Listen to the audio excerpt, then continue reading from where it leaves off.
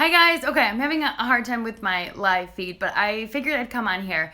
So I'm running on very little sleep too, so don't mind what's going on here.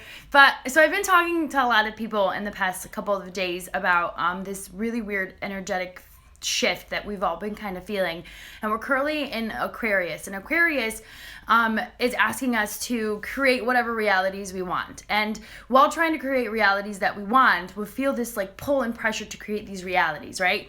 But while trying to create them, our ego and our past is sort of pulling us back, and it's forcing us to question our current existence. And while we're questioning our current existence, it's really hard to move forward and to change. And as human beings, it's really difficult to change. It's difficult to change jobs. It's difficult to move out of apartments. And it's very difficult to get out of toxic relationships, because when we're currently in one pattern, it's a repeating pattern, we're comfortable. It's not uncomfortable. Change, healing, growing, it's uncomfortable. It's like shedding skin. And I say this a lot.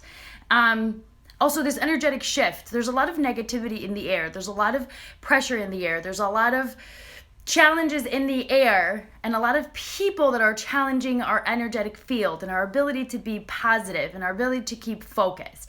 There's a video that has been uploading to my Instagram IGTV since about 2 o'clock this afternoon. It's in Spanish, but it's about the energy that we need to find within ourselves, the power of positivity in order to get through our every single day. We had a very heavy case last night, and we've been having a lot of heavy cases at work on labor and delivery, and they require us to sort of evolve to be a different kind of person. Now, if you're feeling like you're being attacked, my kids have been going through a lot this week, both like on bus rides and in actual school, and just they've been emotionally challenged. If somebody decides to pick on you and on your energetic field, if somebody decides to fuck with you, if somebody decides to mess with your head, if somebody decides, hi Bentley, if somebody decides to try to ruin your day, so if somebody comes along and basically fucks with you, right? They're rude, they're mean, and all you are is gentle and kind, and you really just want to react and bite their heads off because you've done nothing to them, right? You've done nothing to cause them to be that mean to you. The challenge here is to stay completely focused and centered. What? He wants to be the center of attention 24/7, right? So anyway, so the point of you have to be focused and centered. If somebody comes at you and attacks you and tries to bite your head off, basically, your job for yourself is to not let somebody else change your state of mind, change your energetic field, change the way that you feel. And this all takes practice. And in the challenge, in general, in this past week, and today is only Wednesday, it feels like this is the longest week of January. And it's the last week of January. January's been heavy as shit. Universally speaking, financially speaking, families, health, what's going on in Australia, what's going on in politics, what's going on in the world, the deaths of so many different people. January has been heavy in general, just all around. So it's very difficult to stay focused in your journey, and it's very difficult for you to stay centered in your truth. And the challenge during Aquarius, and the challenge right now in our present time, is to stay focused and understand that we have to remember how far we've come. We have to remember that we're not the same people we were last year around this time, and we're definitely not the same people we were 10 years from this time. We've been talking a lot about past traumas and traumas in general, and traumas that have fucked with us, relationships that have ended for no explained reason. And today the conversation I had with my children is, one minute you have a really, really good, loyal friend, and they love you and they care for you and they're always there for you and they show up 24/7. And the next minute they can completely turn and disappear. And our job as we grow our soul, as we're on the up and up, on vibrating higher, is understanding that when people come and go, and when people lash out at us, when people are in a moment of pain and hatred and they can't help themselves, we can't take any of this stuff personally. We have to be grounded. We have to be steadfast. We have to understand that we are worthy of love and we are worthy of long-lasting relationships and that we are worthy of loving ourselves so fiercely that we understand what our boundaries are. So one of the cases this week, it was one of the family members, and she was really, really, really nervous, and she was very, very, very passive-aggressive. And I did a video today that it's been taken all day to upload. It's in Spanish, but it's about the tipping point. Working in healthcare, working in customer service, working in a financial atmosphere, working anywhere. But if you think about it, working in healthcare, majority of people that come into a hospital don't fucking want to be there. Unless they're excited to have a baby. But even then, majority of them are nervous wreck, especially if they're first-time moms or if they are moms that have never had babies before. It's a whole new experience. You get pregnant, you get baby clothes, the in-between is great, but the actual fact of giving birth is a really high-stress situation. And there was a family member that was at the tipping point, really hard to manage her anxiety, very difficult for her to stay calm. And all she needed was one question. It didn't matter what it was. We could have asked her what time it was. And she was so flustered that the situation needed to be handled with calm and with sort of this poise and this like understanding that whatever tipping point would take her to the max where she would lash out at one of us, it wasn't our fault. And this happens a lot. It happens in your family. It happens with your children. It happens with your loved ones. You're holding my hand. It happens with your loved ones, right? They get to a tipping point and they overreact and they react. And your job is to be completely centered and being okay with the fact that it's not your fault. So, it's been very difficult lately. Give yourself time. Give yourself space. Breathe. Take 5 minutes away if you can. Lock yourself in a bathroom if that's the only place where you can be by yourself. And practice just simple breathing.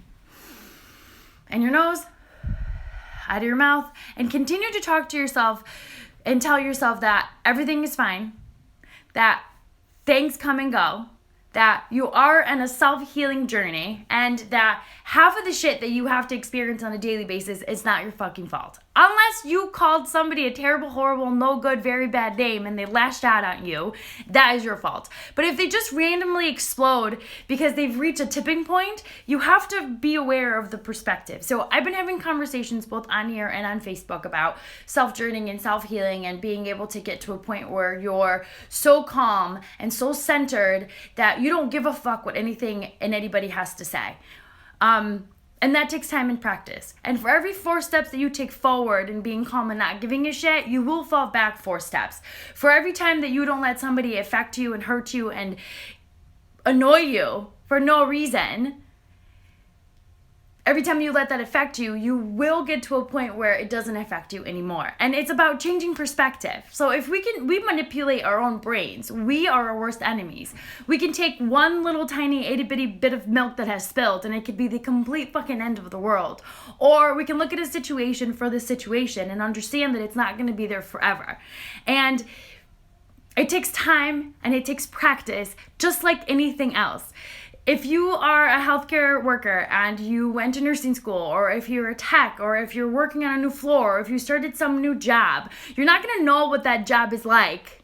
Hi? You're not going to know what that job is like. You're not going to know what the ins and outs of that job is. You're not going to understand what terrible things might happen on your medical floors, or on your labor and delivery floors, or your emergency rooms, or in your offices. You're not going to know until it actually happens. And reacting to something that's happening that just sort of irks you and makes your blood boil, you're just going to add to the negativity of it.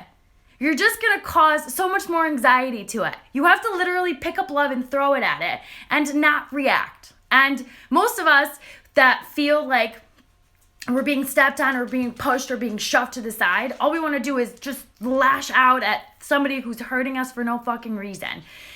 It's a waste of energy and a waste of time. So while you're trying to become a better human being for yourself, you have to give yourself time and space to be where you need to be. You need to take time and listen and know that you are loved, that you're fucking amazing, that you are strong, that you are a wonderful human being, that you are worth everything and everything that you're worth. And it doesn't matter what some terrible, horrible, no good, very bad person has to say to you. They don't matter, because your worth is much better than somebody else's bullshit. Because somebody did not want to appreciate how wonderful you are, that's on them. That's their loss. You are a wonderful human being. And a lot of people have been labeling their journey as loneliness.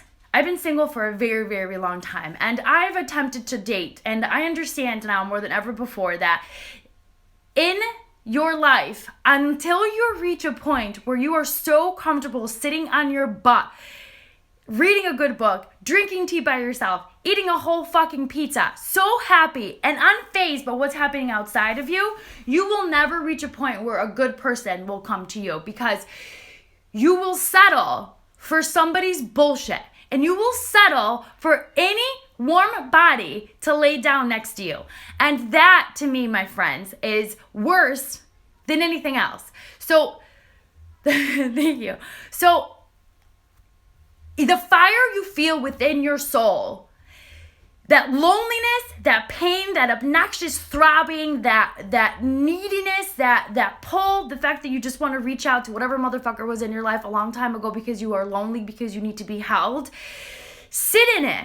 It's disgusting. I sit in it all the time. And let me just tell you what, I have survived it so many times over and over again, that survival of like being in your own skin and feeling every emotion is so fucking powerful and so empowering that it becomes slightly addicting. It's gross. It really is. I sometimes don't have my children and I don't have to work, like this Friday and Saturday. And for me, that was very difficult for a long time, because I literally would just reach out to the first fuckboy that I could reach out to, or the first like person that I was like, well, they're not doing anything and I'm really lonely and I just want to go out to have a drink, or be held, or be loved, or be kissed, or be whatever. I cannot wait till my Friday night. Like, I cannot wait. I can't decide where I'm going to go out to eat yet. And I can't decide what movie I'm going to get into. But that's what you have to do. And I will sit there sometimes and I will, like, be eating my Chinese food or my sushi or, like, my Panera bread while watching a show. And it'll hit me that I don't have anybody next to me. But in that moment, I pause what I'm doing, I take a deep breath, and I let my tears run out. And I let my soul be set on fire. And it, like a chameleon, like a phoenix, it sort of just flips, and you realize that you have health. You have health? Yeah, I know. You have health, you have over your head, you have a job, and not only that, but you're literally not on fire. This too is going to pass. And you have to give yourself time. And ego doesn't let you have time. Ego tells you that the end of the world is coming, and if you don't fucking get married and pop on more kids and live vicariously through everybody else, your life is ruined. So tell ego to shut the fuck up. Tell him to go away for a second. You acknowledge it, it's fine. And then spirit rises up above that moment of like, where you're pausing and you're crying and you're feeling sorry for yourself, and goes, oh my gosh, you have an eternity. And if you want what you want, and if you want to reach a point of complete and utter happiness, you're literally going to sit by yourself for an extended period of time. So instead of labeling it loneliness, because it's not loneliness, you're healing, you're growing, you're getting past it, right? It's not loneliness. What it literally is a self-searching journey. You're discovering if you like yoga. You're discovering if you like running. You're discovering if you like hiking. You're discovering if you're a cognac person or a whiskey person or a beer person. You're discovering if you don't want to drink alcohol at all. You're discovering. And it's fucking amazing to be discovering. You know what's more amazing? That you don't have a piece of shit person sitting next to you telling you that you're worth nothing. Or a piece of shit person that lies to you because you've settled to be with someone so you're not by yourself. Right? So change your perspective. And if a person's having a bad day, a nurse is having a bad day, a tech is having a bad day, your boss is having a bad day, and they're treating you like shit, if it's not worth your energy and your time, try to flip it any way that you can to make it funny and to make it not your fucking problem. There's great books out there about not giving a fuck. And it's about staying centered and forgiving yourself.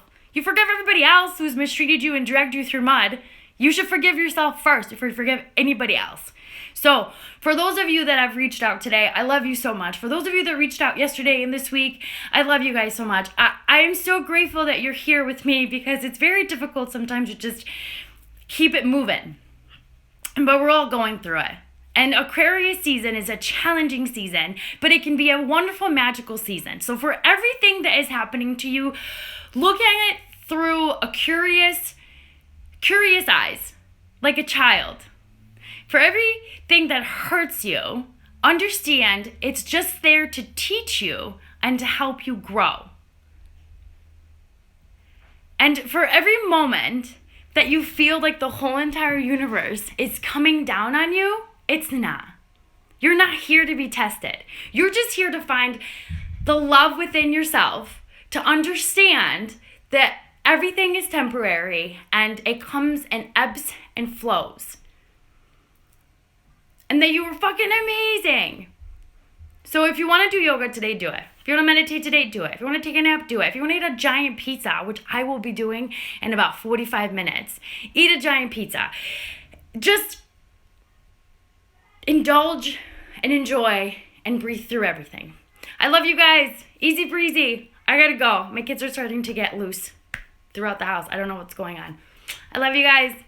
Thank you so much for everything. Bye.